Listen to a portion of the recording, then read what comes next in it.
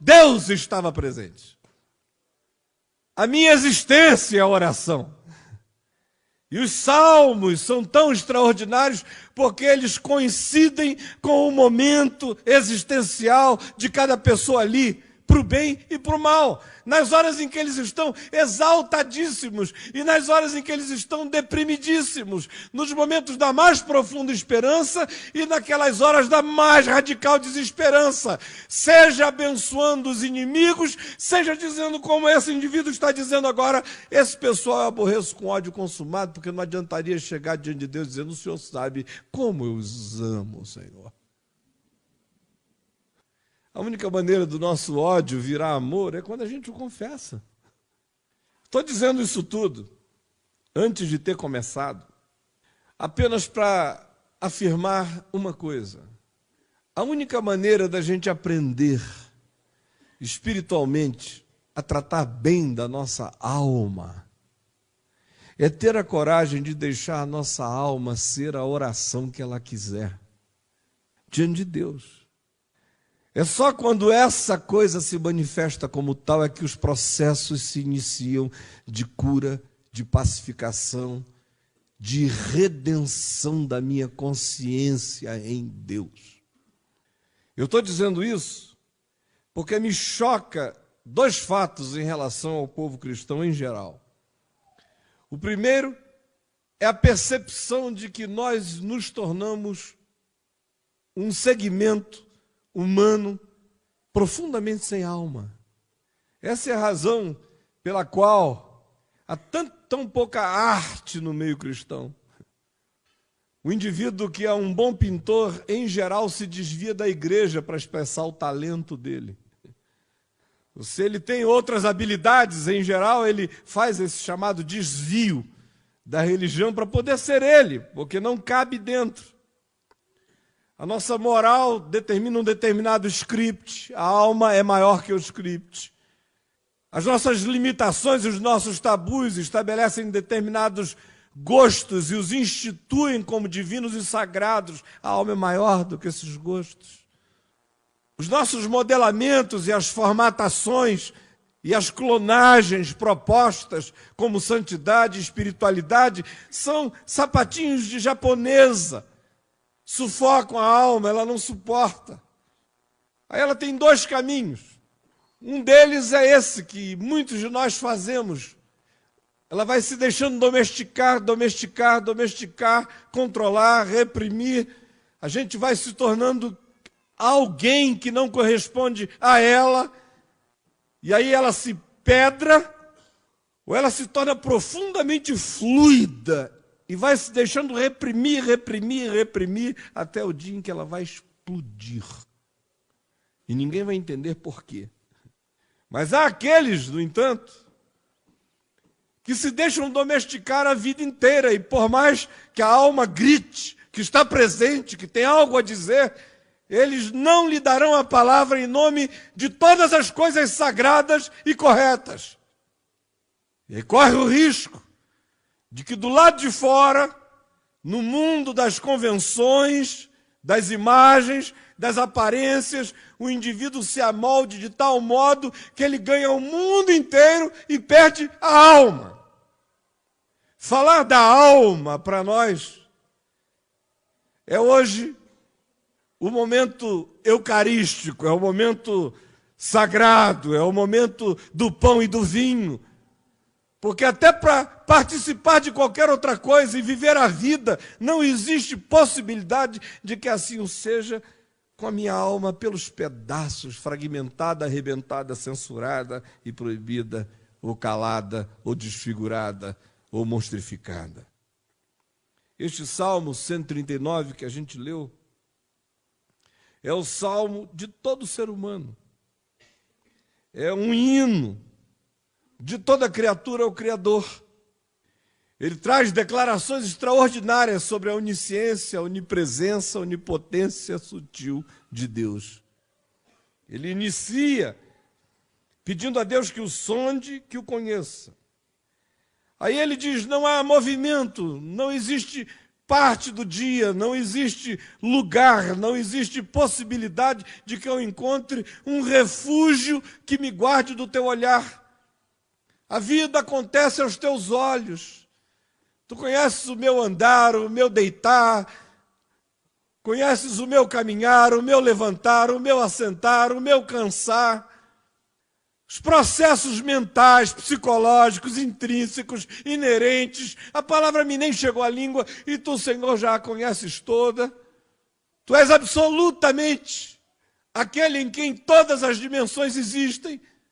Se eu subo aos céus, lá estás. Se faço a minha cama no mais profundo abismo, lá estás também. Se eu tomo as asas da alvorada e me detenho nos confins dos mares, ainda lá me haverá de guiar a tua mão e a tua destra me susterá. Se eu digo, as trevas com efeito me encobrirão e a luz ao redor de mim se fará noite, até as próprias trevas não te serão escuras, as trevas e a luz são para ti a mesma coisa. Aí ele entra na constituição do ser. Ele está falando do ser dele e de qualquer ser, de qualquer criatura humana. Tem gente que fica pensando que é Davi quem está dizendo isso de si. O interessante é que, de fato, esse salmo é atribuído a Davi e provavelmente nem tenha sido escrito por Davi, mas apenas atribuído a ele. A linguagem do hebraico do salmo o data alguns séculos depois de Davi. É um outro tipo de língua, não era a língua original do hebraico de Davi. Tem uma constituição profundamente misturada com influências do exílio. É atribuído a Davi, mas tanto faz. É o salmo do coração, de um coração consciente de quem é Deus, que a vida acontece na presença dele. E mais do que isso, de que Deus tem prazer na criatura, em mim. Quem escreveu este salmo expressa a gratidão de ser quem ele é. Não há acidente. Cada pedacinho de mim foi planejado, foi entretecido, tecido, manufaturado. Sou objeto de uma ação absolutamente singular do Eterno. Minha existência inteira está nas mãos dele. Cada dia, minha história, cada encontro, cada desencontro, cada acidente, cada livramento, todas as coisas diante dele. E esse indivíduo não está dizendo isso porque ele fosse uma exceção na existência, alguém em favor de quem a existência inteira tenha conspirado em tudo para fazê-lo completamente afofado e feliz. Não! A maior ironia será para nós se a gente chegar na eternidade e descobrir que o autor do salmo era um cego, ou um coxo, ou um surdo, ou um manco, ou um indivíduo com uma deficiência radical, seja ela qual for. O fato é que aqui está um ser humano que expressa diante de Deus a gratidão por ser quem ele é, sem medo de ser quem ele é, em tudo que ele é. E isso, gente, é que salva a alma. Aí você vai me dizer, bom, mas não é Jesus que salva a alma? É claro. Eu estou falando da sua psique, da sua alma. Não estou falando dessa alma evangélica, estatística, contábil, monetária, um ente que a gente compra e guarda no banco da celestialidade para tomar posse um dia. Não é dessa alma, não, estou falando dessa que me habita, que me sua, que me incomoda, que me alegra, que me entristece, essa que está dentro de mim, essa que eu sou. Isso salva a alma.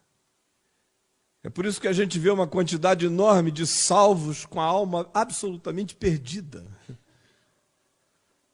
O sujeito está pedindo a Deus que chegue logo a hora dele herdar a mansão celestial, porque aqui embaixo ele não aguenta mais. de tanta angústia, suor frio, neurose, culpa, medo, luta contra o dragão, a antiga serpente, o diabo, o Satanás, os arcanjos do mal, as tentações, tudo, nada pode. O mundo é perigoso, a estrada é mais estreita do que Jesus imaginou que era. De fato, para você andar nela, você tem que virar equilibrista de corda. É uma sensação de queda o tempo todo, como se você fosse um nova-iorquino construtor, na época em que os arranha-céus subiram, aquele cara que fica sentado com a marmitinha na ponta do ferro. Sabe aquela foto horrorosa que dá vertigem na gente? É a vida cristã, da maioria. Agonia, pânico. Acorda salvo, meio-dia ele está separado de Deus, 14h ele entra no banheiro para fazer uma oração de reconciliação. Fato é que nós cristãos precisamos urgentemente recuperarmos o espírito desse salmo. A coragem dessa oração, viver nessa consciência, nessa luz, sabendo que a vida acontece diante dos olhos dele o tempo todo. O que acontece com a gente é que, em geral, os cristãos não são gratos a Deus por serem quem são, mas apenas pelo que recebem ou obtêm para si, fora de si. Quase toda gratidão cristã é pelo que se tem e recebe, apesar de nós sermos tão horríveis, não é verdade? Você já viu aquela oração feliz mesmo? Dizer, ó Deus, graças te dou, visto que por modo assombrosamente maravilhoso me formaste. As tuas obras são admiráveis e a minha alma o sabe muito bem. Os teus olhos me viram a substância ainda informe e não fui encoberto diante de ti quando era entritecido do ventre da minha mãe. Todos os meus dias estão escritos e determinados diante de ti, cada um deles e por cada um deles e por quem eu te sou grato. Então, olha só, se eu tivesse dito aqui assim, aquela sequência, Jesus cura, Jesus salva, Jesus batiza com o Espírito Santo, vocês tinham dado um milhão de améns a mais. Tem umas 12 sequências evangélicas que, se o cara metralhar, todo mundo diz aleluia. A minha pergunta a você é, essa gratidão, você vê acontecer? Ela é permitida? Ela é proibida. Uma pessoa feliz demais assim está em pecado. Está com a consciência cauterizada, alguém dirá. Perdeu a sensibilidade, está tão feliz. Viu a oração que ele fez? É o que acontece com a gente o tempo todo. Nossa gratidão só pode ser por aquilo que a gente recebe de fora, apesar da gente ser quem é. Agora, gratidão por ser quem é, eu conheço pouca gente que tem. Ou pelo menos que a manifesta de modo devocional e leve. E é assim, gente, no nosso meio por algumas razões. Primeiro, por causa da neurose do pecado original. Todos nós sabemos que nós somos nascidos em pecado. Agora, tá bom saber disso, não é? Mas parece que o tempo todo, qualquer coisa que a gente faça, o sujeito tem que antes dizer para si mesmo, olha, cara, não esquece do pecado original. A questão é que o pecado original só é original para mim, mas para Deus ele não é original, não tem nada de original nele. E Deus já sabe. Nessa remetência frequente para o pecado original em todas as coisas, a gente alimenta neurose o tempo todo no coração. Terceira razão pela qual as coisas ficaram assim é porque a destruição da gratidão por nós sermos quem nós somos É algo que acontece em nós de uma maneira profunda por causa dessa obsessão de que o ser que eu sou precisa ser buscado fora de mim. O ser que eu devo ser precisa ser encontrado fora de mim. Então o caminho inteiro é para fazer o cara sair de si. E no Evangelho o caminho de Deus inteiro é para fazer o cara cair em si. Ou seja, o filho pródigo saiu de si. E as coisas só se tornaram boas para o ser dele, diz o texto, na hora em que ele caiu em si, ou voltou a si. Não há nada que Deus queira fazer por mim, fora de mim. A obra de Deus é em mim. E se eu tenho que me tornar alguém, serei eu mesmo. Quando eu chegar no final dessa viagem, podem ter certeza quem estará lá serei eu. Eu é que já estou assentado nas regiões celestiais em Cristo Jesus, mas quando vocês chegarem lá e encontrarem comigo, se eu chegar antes, podem ter certeza que é comigo que vocês vão encontrar. Não será um outro cara que vai estar lá, não. Sou eu mesmo. Curado e sarado de todas as minhas doenças e enfermidades e glorificado em Cristo, porém, eu mesmo. A quarta razão pela qual as coisas ficaram assim é por causa da tentativa de normatização e clonagem de identidades e comportamentos que a igreja faz, criando situações terríveis, montanhas de sombras reprimidas no interior do indivíduo, porque tudo aquilo que ele tem para ser quem é socado para dentro para poder caber essa estátua falante, crente, na qual ele se tornou para o lado de fora. E mais do que isso, as coisas ficaram assim, porque essa existência em fuga de si mesma e em estado permanente de negação da própria identidade é o próprio diabo da alma. Presta atenção nisso. Eu vejo gente aí lutando com o diabo do lado de fora, porque o diabo, para a maioria dos crentes, está do lado de fora, né? Está tudo do lado de fora. Você se empurrou para algum lugar, ficou um vazio aqui dentro, que você encheu de normas, regras, leis. Você tenta viver conforme esses padrões por causa dos outros. E supostamente os outros representam a vontade de Deus. E você está em algum lugar sem poder dizer quem você é jamais.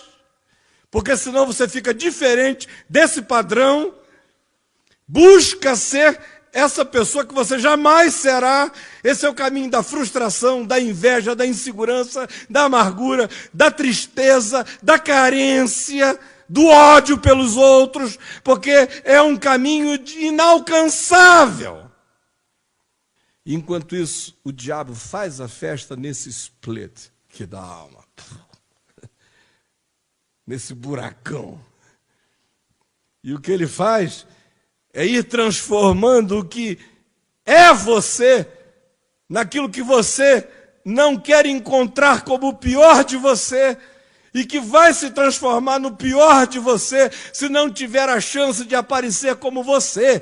Por isso essa coisa fica aí até ela se transformar num monstro imenso. E quando aparece, todo mundo diz, o cara surtou, está doido, está doente. O que é que deu nele? Foi um ataque do diabo, está oprimido. Vamos ungí-lo com óleo. Vamos botar sal grosso na porta da casa dele. E sem saber que simplesmente foi um mecanismo da alma que não aguentou mais, veio para o lado de fora e disse, chega. Ou vocês me encaram agora, ou vocês me encaram agora. A questão que muitos de nós poderíamos levantar nessa hora é como é que fica a alma nesse estado. O que acontece varia de pessoa para pessoa, porque cada um de nós é um indivíduo completamente único. Mas os traços mais marcantes de nossa identidade é que são destruídos numa hora dessa. Existe uma quantidade enorme de pessoas que a gente nunca encontrou de fato. Talvez você nunca tenha encontrado com dimensões inteiras do seu marido, da sua esposa, dos seus filhos. Há famílias nas quais aquilo que não se conversa não existe. Essa é a política. Aquilo do que não se trata simplesmente não existe. Então, é monstro crescendo para tudo que é lado, ninguém sabe quem é quem. Todos são surpresas ambulantes para os mais próximos. Porque as proibições do ser se manifestar são totais. E se sobre isso tudo ainda tem um guarda-chuva poderoso da religião com normas e com regras, o indivíduo vai ficando ali dentro sem saber quem ele é. E aí inicia-se um processo de monstrificação, de adoecimento feio para o lado de dentro. E aí um dia isso se manifesta de qualquer forma. Aí todo mundo se escandaliza e se choca, alimentando ainda mais a hipocrisia, porque quanto mais escândalo houver, mais fortalecimento das normas de clonagem, e quanto mais fortalecimento das normas de clonagem, mais morte da individualidade, quanto mais morte da individualidade, mais taras, distúrbios, enfermidades, e mais a gente se adoece como coletividade, como comunidade inteira. O ser verdadeiro mergulha em sombra profunda quando isso acontece. E existe, na maior parte das vezes, em estado de ódio latente. Esse ódio latente, que é ódio de não poder se expressar, em geral pode ser identificado por algumas coisas simples da gente identificar. Primeiro, pelas coisas que a gente mais rejeita. Esse ódio latente que é fruto dessa coisa toda que você está reprimindo aí embaixo, isso vira ódio para o lado de fora, não tem como não virar. Como é que você identifica isso? Primeiro, pelas coisas que você mais rejeita. Veja as suas antipatias, quais são? Seus ascos morais, seus preconceitos. Em geral, essas coisas estão relacionadas àquilo que você, para o lado de fora, mostra como rejeição. Você mostra a rejeição simplesmente porque ela é a antítese dessa tese reprimida. Porque você tem todo o direito de não gostar de coisas, mas quando você começa a odiá-las, você está fazendo uma declaração de necessidade. Ou então, você pode identificar facilmente isso por aquelas coisas que você mais julga nos outros. Faça uma viagem e pense aí nas coisas que você mais julga nos outros. Em geral, essas coisas são exatamente os correspondentes daquelas que você mais desejaria para você e se proíbe delas. E porque você se reprime numa medida absolutamente adoecida, é que elas crescem de um modo completamente tarado. E se transformam do lado de fora em espírito de juízo. Implacabilidade para com o próximo, para com a esposa, para com o marido, para com os filhos, para com os pais, para qualquer um. Ou então elas se manifestam como coisas que às vezes nos incomodam e a gente não sabe nem porquê. Isso às vezes está ainda num estado suave, começa com incômodo. Mas em geral, como é que você trata os seus incômodos? A maioria de nós já diz assim, está amarrado. Está amarrado. Aí é tudo que o diabo quer. Amarrou esse bicho, ele cresce. E esse bicho só é curado quando ele está desamarrado, que ele fica do tamanhozinho dele. Mas se você amarrar esse bicho, ele vai virar um minotauro. Ele não tem como não crescer se você o amarrar. Aí a gente lida com um incômodo assim, sai. O que é isso? Está faltando cantar um corinho.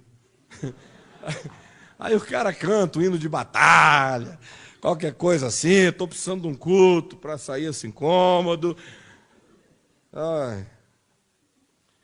Ou então, essas coisas se manifestam em relação às coisas que nos ameaçam. Pode prestar atenção naquilo que suscita em você um exacerbado senso de ameaça.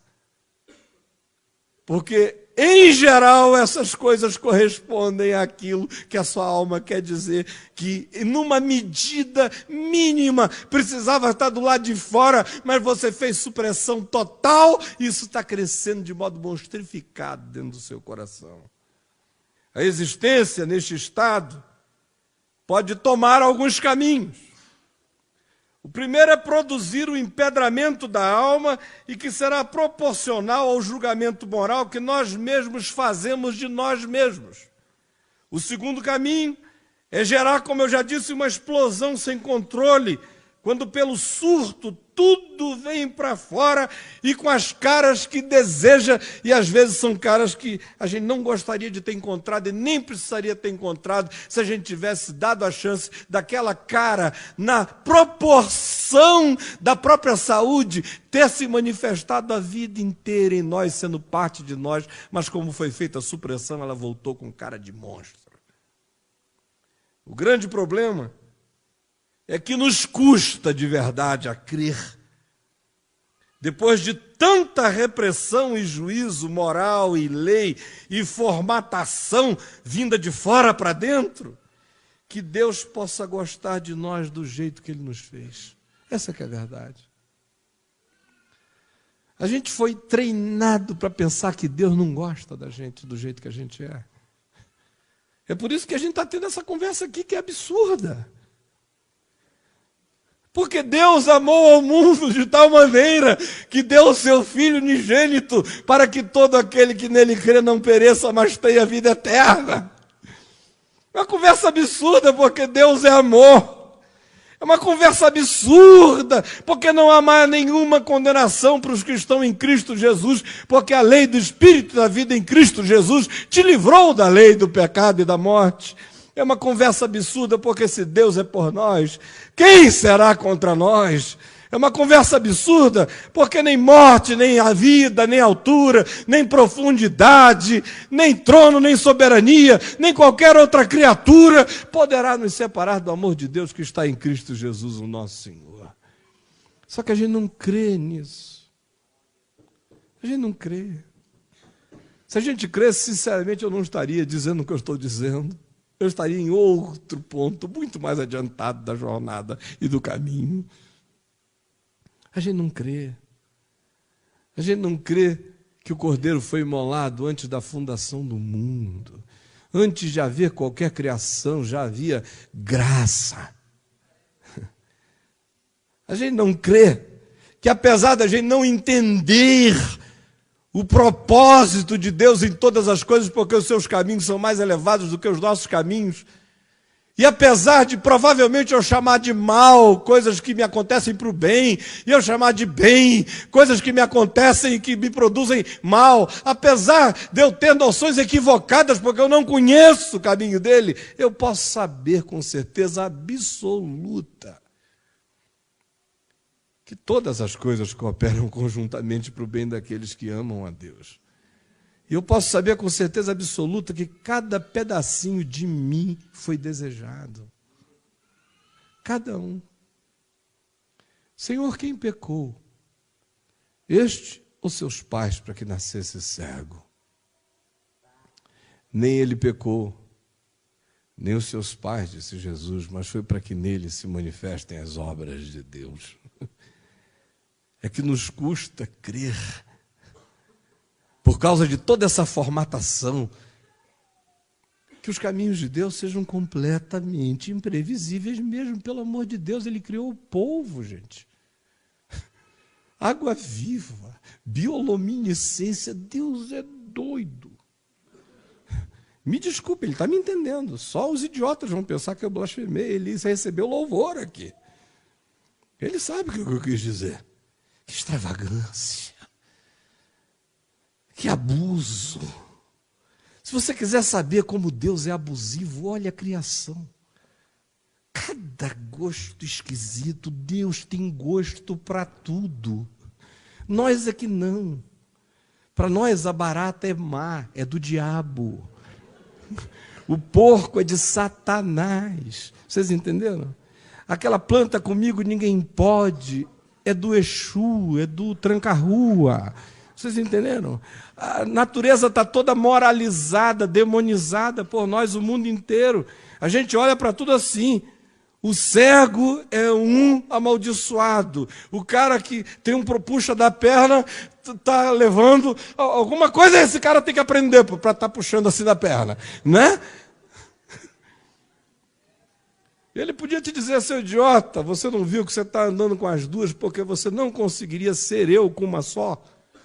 Você não tem nem competência para ser você com uma perna só, por isso você está andando com duas e seja grato. O fato é que o grande problema para nós é que nos custa crer, em razão de toda essa formatação que faz com que o belo seja de Deus, o feio seja do diabo, está tudo maniqueizado em todas as dimensões, e a igreja entrou no pacote direto e reforça mais do que ninguém esses padrões o tempo todo, dizendo o que é de Deus e o que é do diabo, enquanto Deus diz, não consideres nada comum e imundo, porque o que Deus santificou não é comum e imundo, e o que Deus criou, já criou, tendo derramado o sangue do Cordeiro antes de criar, já criou santificado. Se a gente caiu, caiu. Pecamos, pecamos. Qual o propósito de Deus? Tenho certeza que é para o bem. Por isto, mesmo sabendo do pecado original, eu olho para cima em qualquer circunstância e agradeço a Deus por cada pedacinho de mim que Ele fez. E peço a Ele que me ajude a encontrar em mim mais partes de mim que porventura tenham sido fragmentadas pela vida ou por qualquer coisa, porque eu quero me apresentar diante dEle com inteireza.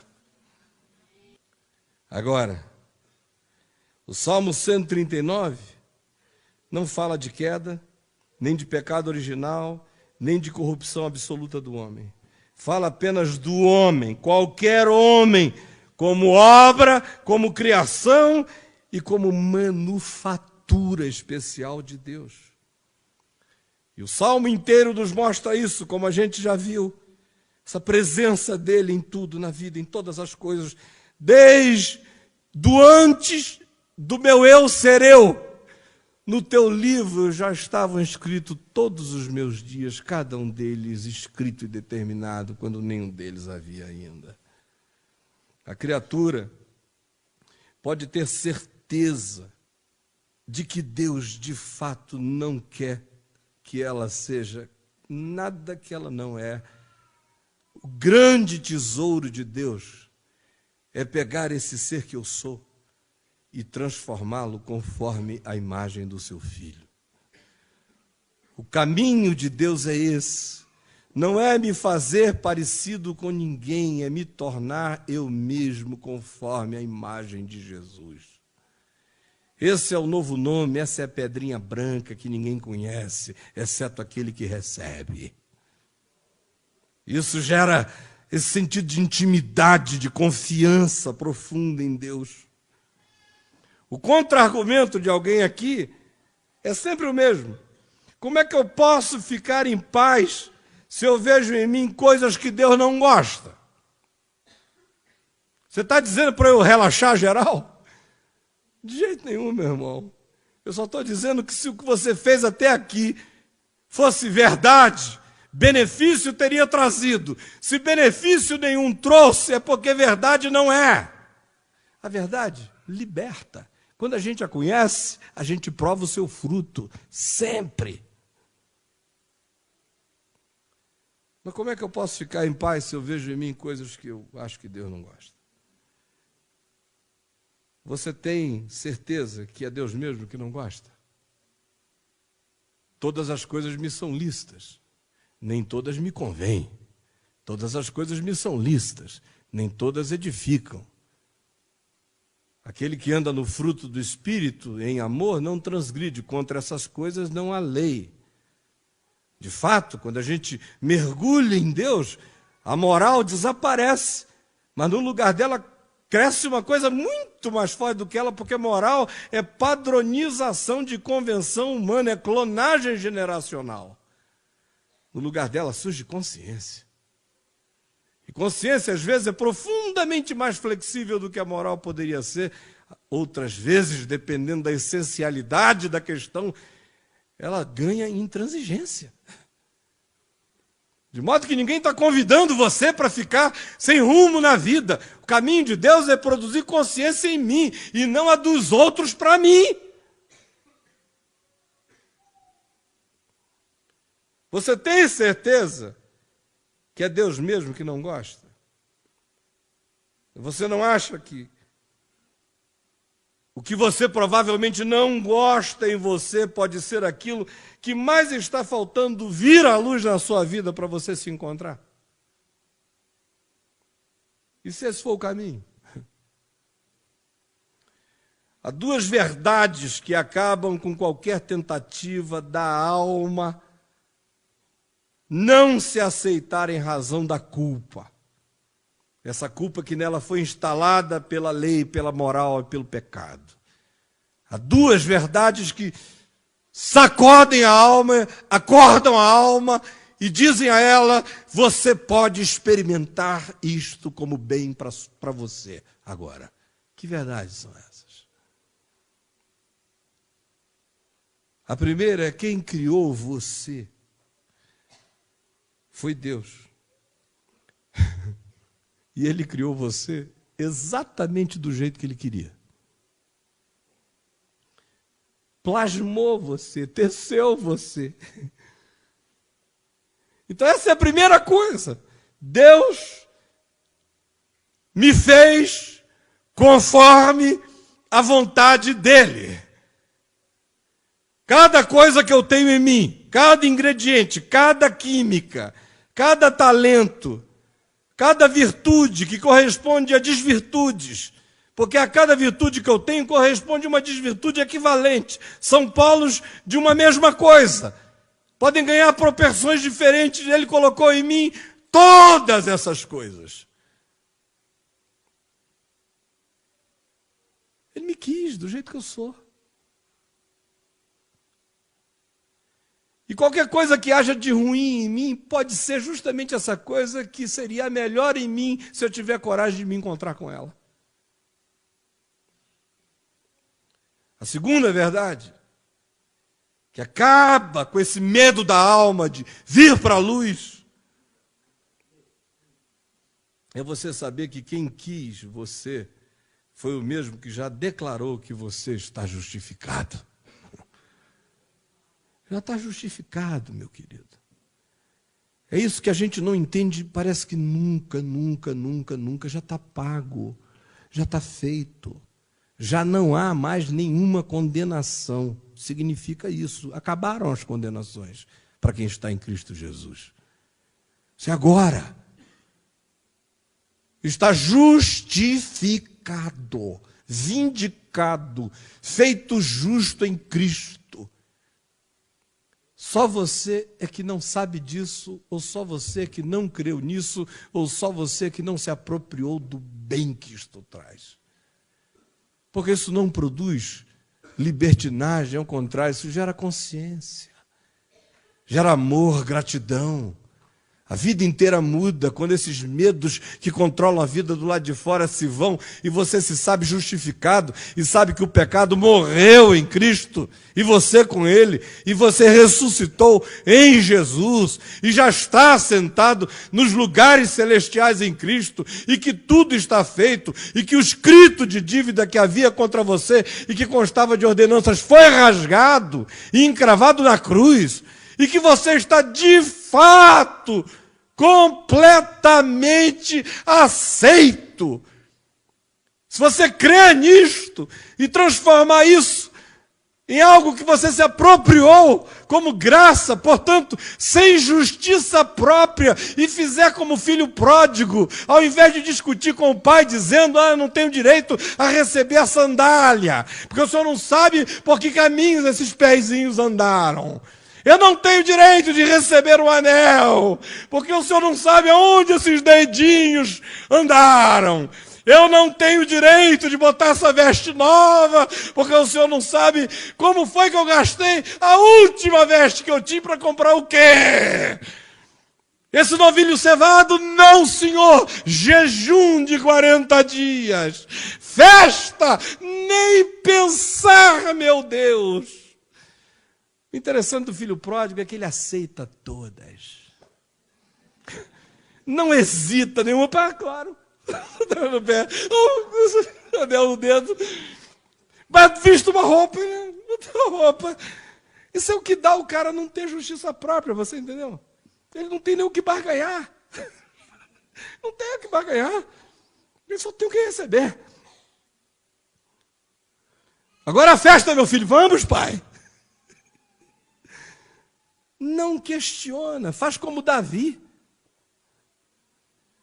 Ficou um tempo sem se dar conta da loucura que tinha feito.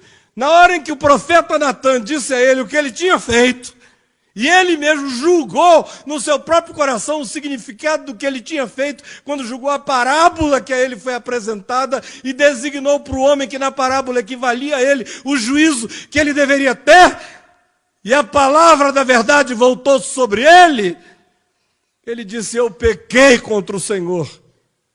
E o profeta Natan disse, mas o Senhor já perdoou o teu pecado. Quando a criança estava morrendo, o filho desse encontro com Batseba, ele orou e jejuou e clamou e pediu a Deus que preservasse a criança. E quando o Senhor levou a criança, ele se levantou, ele se banhou, ele se perfumou, ele se ungiu, ele vestiu a melhor roupa, ele abriu um sorriso, falou, estou com fome, preparem uma coisa para eu comer, tragam um vinhozinho, comeu e bebeu, se levantou dali, foi até o quarto da Batseba, a possuiu, fez amor com ela, gerou nela um outro filho, e o nome dele foi Salomão, porque disse, é amado do Senhor. Glória a Deus. Bom para nós, que a graça não demanda de nós uma longa estação de neurose e autoflagelação, mas produção de consciência. Não é negação do que houve, o que houve, houve. Agora é diante do que houve o que eu posso fazer de melhor com o que eu tenho diante de mim. Agora, à luz da palavra de Deus, o que eu devo fazer comigo mesmo? Eu estou terminando, eu prometo que em 5 minutos eu termino, tá bom? Vocês têm mais 5 minutinhos para mim? Tem mesmo? Não, eu não senti unanimidade na parada, sinceramente. Não senti mesmo. 5 minutinhos mais. O que a gente faz quando a gente sabe disso? Olha aqui para mim. Primeiro, não tema olhar as coisas que você mais odeia. A gente geralmente não quer olhar essas coisas porque elas fazem a gente se sentir mal, não é? Se eu sou um safado, um cretino, eu sou um Saddam Hussein, eu tenho um espírito de Bin Laden, só pode ser. Aí o cara começa a designar outras coisas para ele, que ele não quer assim encarar. Então, ele prefere fazer com algumas pessoas que eu conheço, que são assim, horrivelmente perversinhas, sabe? Aquelas perversinhas. Perversinho de estimação. Toda família tem 1 ou 2 perversinhos. Você faz aquelas perversidadezinhas. Mas aí o que ele faz? Geralmente esse cara dá dinheiro para guardador de carro, religiosamente. Ele geralmente tem um bom colóquio com o guarda, o leiteiro, o sujeito que deixa o pão, ou seja, com todo mundo que não fica, que está de passagem. O mecanismo dele de troca é esse, ele trata essa moçada que ele sabe que só está dizendo oi, seu João, e joga o jornal. Como é que é, compadre? Pro cara do leite ou do jornal que passa ali e diz, poxa, tem um sujeito que mora ali na rua Tupi 42, que é um cara maravilhoso, bem-humorado. Aí ele entra em casa, ele pagou essa, você entendeu? Pro lado de fora. Ele fez essa social, supostamente da alma. Aí ele entra em casa, já arrepiando a mulher, já vem de lá assim, porque ele já pagou essa conta, ele está pago. Agora, se o chofer dele chegar e dizer, como é que é, tudo bom, o senhor aguarde só um minutinho que nós já estaremos indo, hoje eu tenho uma reunião às 8h30, só estou terminando esse mamão, já vou com o senhor. Mas encarar a razão do mau humor dele, do ódio dele, ele não quer. Olhar para dentro do coração e honestamente dizer, escuta, o que está acontecendo? A gente cria 1000 mecanismos, né? Dizer a minha mulher. Eu estou mulher coisa nenhuma. Tem umas mulheres que são, de fato, a causa. O livro de Provérbios diz que melhor viver abraçado com um espinheiro do que com determinadas esposas, né? Mas também fala daquele marido preguiçoso, ou daquele cara horroroso, ou do espancador, ou do esmagador, ou de todas as outras descrições, o iracundo, o arrogante, o que tem alma de Nabal, marido de Abigail. O fato é que a gente não tem coragem de chegar e olhar com honestidade e ver que não é ela, não. Todas as vezes que eu escolho alguma coisa na minha vida, que eu opto por alguma coisa, na mesma hora em que eu faço essa opção por essa coisa, especialmente se isso significar uma renúncia de alguma outra, essa coisa que eu achei melhor e que eu escolhi, na mesma hora vai criar para si mesma um dublê psicológico que vai ser a antítese dela aos meus sentidos. Não foi ela que fez isso, foi eu que fiz isso por ela. Eu vou agora começar a ver nela o que antes eu não via. Porque aquilo que eu via e que me pareceu ser melhor do que qualquer outra coisa que eu escolhi em razão de uma renúncia. E justamente por causa disso, eu agora crio a antítese de quem eu escolhi, que é com quem eu me mato e me degladeio. E acontece toda hora, em todo lugar. E milhões de variáveis que o sujeito tem que ter a coragem de olhar, de não ter medo. E saiba que é normal que haja sentimentos e emoções estranhos acontecendo em nós. E não se angustie em razão da angústia. A maior parte das angústias que a gente tem é em razão do julgamento moral que a gente faz da nossa própria angústia. Porque do ponto de vista cristão, ficar angustiado é sinal de pecado. Então se bater alguma angústia, o cara já diz, sai em nome de Jesus, na mesma hora. Bate pronto. Ao invés de você chamar a angústia para um papo, toda vez que me bate uma angustiazinha, eu chamo ela para conversar. É claro, meu Deus, se eu não falar com ela, quem é que vai falar com a bichinha? Chamo para conversar sem medo. E o que quer que ela me diga, eu ouço com todo respeito e reverência, porque eu conheço o poder desse bicho.